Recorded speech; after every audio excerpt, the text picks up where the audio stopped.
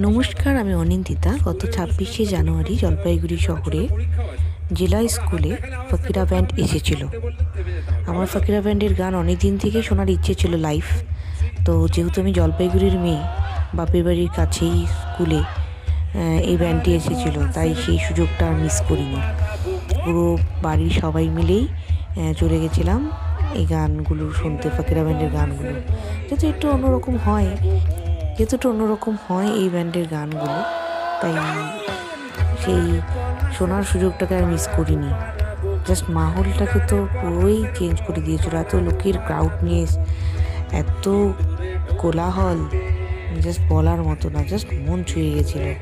কি বলবো আর, এত মজা নিয়েছিলাম ফকিরা ব্যান্ডের গানগুলো, জাস্ট বলার মতো না। নেক্সটে যদি সুযোগ হয় তবে জলপাইগুড়ি শহরে আবার ফকিরা ব্যান্ডের গান